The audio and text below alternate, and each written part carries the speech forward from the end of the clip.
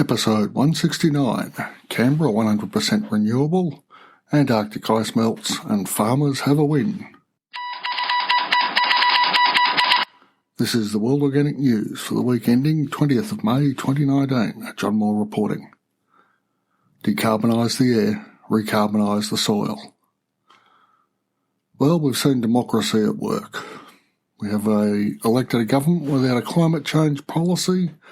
There's an energy policy, but not a climate change one, which puts me in mind of a thing I saw on Facebook this past week.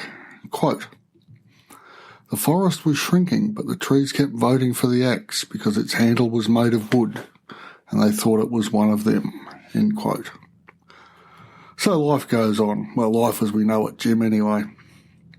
On a more positive note, we have a post from the ABC entitled "Canberra will be first Australian city to run on 100% renewable energy from October."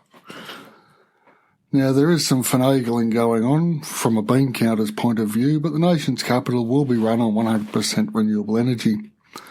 Insert some joke about hot wind from politician, and it's no wonder they're on the renewables path. But I digress. Quote, "The ACT will be effectively powered by 100% renewables after October because the territory will still be part of the national electricity grid, mostly powered by fossil fuels. Rather, for every watt Canberra draws from the grid, it will be feeding in a watt from one of its renewable sources." End quote. So I guess that's a win. The decarbonising of the grid continues. A huge pumped hydro system is being clamped onto an older, straightforward hydro system in an attempt to store renewable energy, or at the very least using off-peak and eventually converting to renewables. So the systems exist. We know what to do. We just need the will to bloody well do them. And that will looks like it'll be needed sooner rather than later.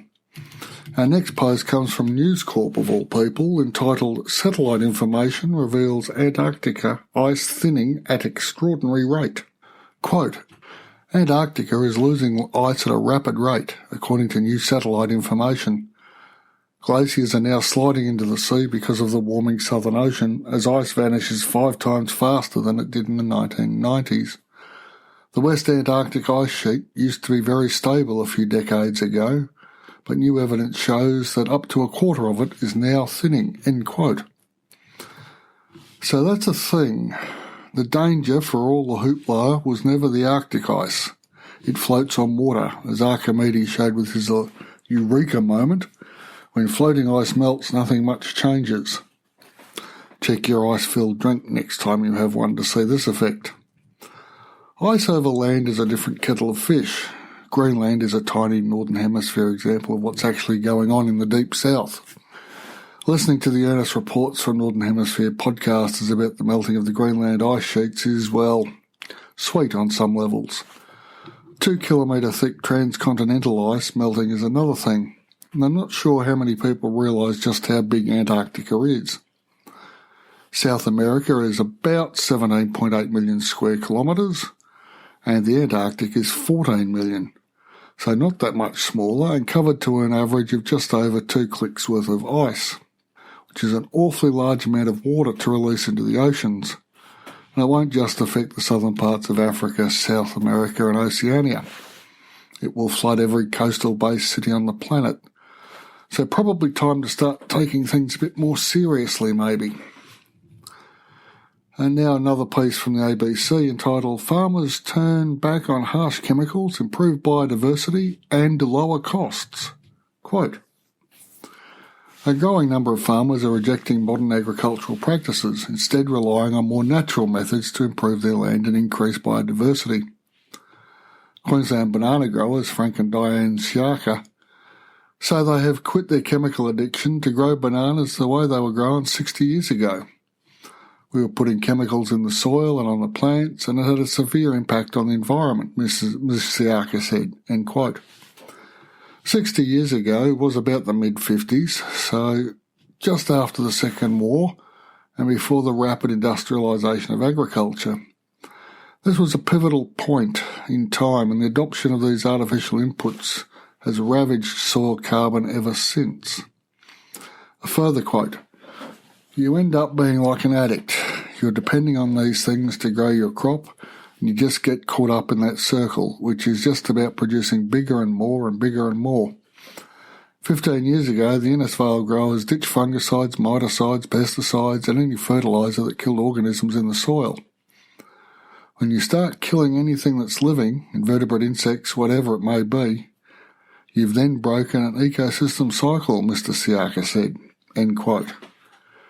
Indeed, I'll just repeat that last sentence. When you start killing anything that's living, invertebrate, insects, whatever it may be, you've then broken the ecosystem cycle. But the good news is it can be repaired, and relatively quickly, as in not centuries, but decades, possibly even quicker in some cases. And a further quote, at Holbrook in New South Wales, beef producers Anna and Michael Coughlin have made dramatic changes, as well as changing how they graze cattle to protect the grass cover. The couple have cut production costs by a third. We don't use a tractor, we don't spray chemicals, fertiliser, we don't feed hay. It's all gone, as Coughlin said. They rely on nature to do the heavy lifting. We're trying to increase biodiversity to get away from having a monoculture, Ms. Coughlin said. And that diversity includes plant species, it's trees, it's bird life, it's everything. It's also what's happening below the surface, end quote. I particularly like the no tractor. We don't have one either. It forces us to set the system up for the stock to do the heavy work, or heavy lifting as described in the quote. So that's a good sign. On balance, I remain hopeful because that's who I am. I also believe we can take people with us to where we need to be, soil and energy-wise. To that end, the project online conference series of presentations announced in last week's episode are progressing.